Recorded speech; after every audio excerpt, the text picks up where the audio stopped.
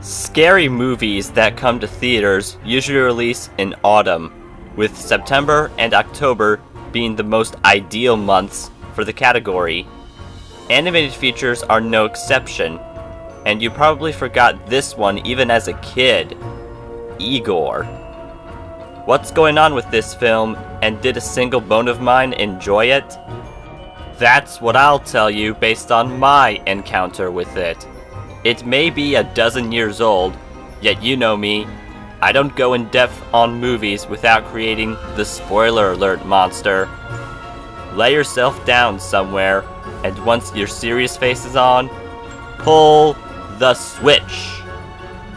Hey, I'm Owen, the fiction fanboy, and here's my review on Igor.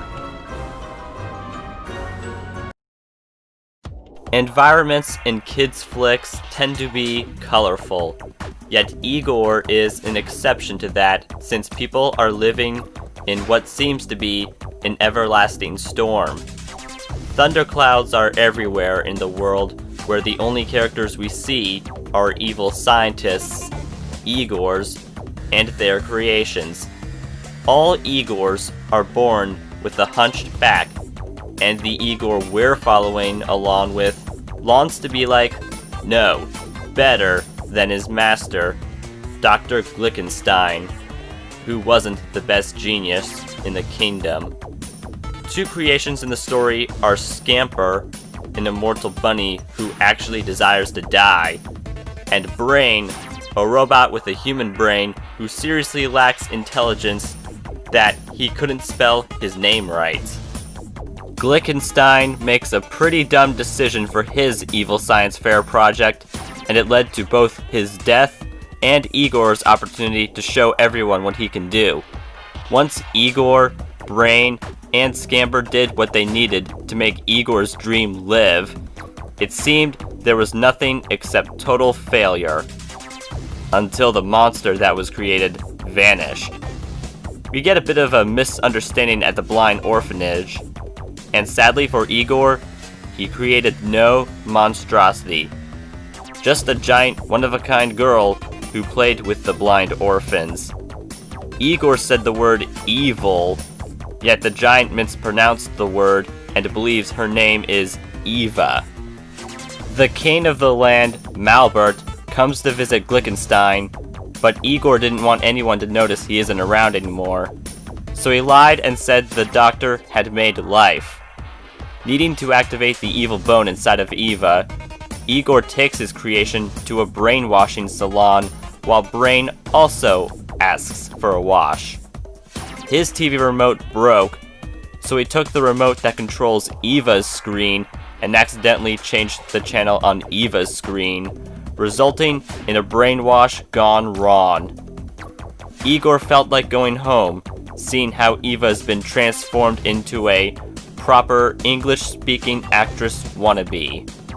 Since we need antagonists, Sean DeFrude and shapeshifter Jacqueline attempt to steal Eva, as that's what they do for every evil science fair.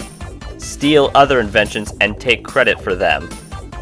They did no better than Igor did with making his monster. Eva then thinks she is going to be a part of the play Annie, and Igor uses the trick to try to get Eva to commit one act of evil. Rehearsals take place at where Igor lives, and he kind of has a soft spot for Eva, and there was a little gift-giving session to show thankfulness. Shortly following those events, Schadenfreude has a proposal for Igor. Give him Eva, or let the king know Glickenstein died. Despite Igor's decline, the news did get delivered. Igor ends up getting thrown in the recycling, and Schadenfreude has kidnapped Eva.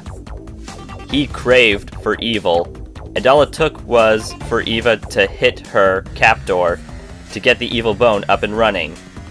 Brain and Scamper manage to save Igor, and they discover the truth about the atmosphere they've been living in. The clouds were created by a weather ray, allowing him to be the supreme ruler overall. With the evil bone triggered in her body, Eva was able to take down every single competitor while singing Tomorrow from the play she once thought she was trying out for. And then we have Igor to the rescue. Brain and Scamper were tasked with destroying the madness-creating machine, and the sun did come out, shining across the land and getting Eva back to being her goody two-shoes self. Now everyone knows the king was a gigantic deceiver, even by Wicked standards. Rival duo Schadenfreude and Jacqueline end up not getting what they envisioned. Igor ends up leading his homeland. The annual science fairs will be replaced with annual music theater showcases in the future, and he and Eva plan on creating a dog. Plus, they have a simple backup plan in case it doesn't work. Adopt. Bright ending for practically everyone, and the world they'll adjust to. In all honesty, this movie isn't anything worth telling other folk to see. It ain't terrible or anything, and certainly not the worst cartoon motion picture ever. I enjoyed the voice cast, a few of the antics, and the overall lesson isn't so bad. What are the issues to mention? Well, 2008 did have superior animation. Character motivations are on the sluggish side, and the execution of the theme, along with the theme of choosing who we are itself, has been done before, and better.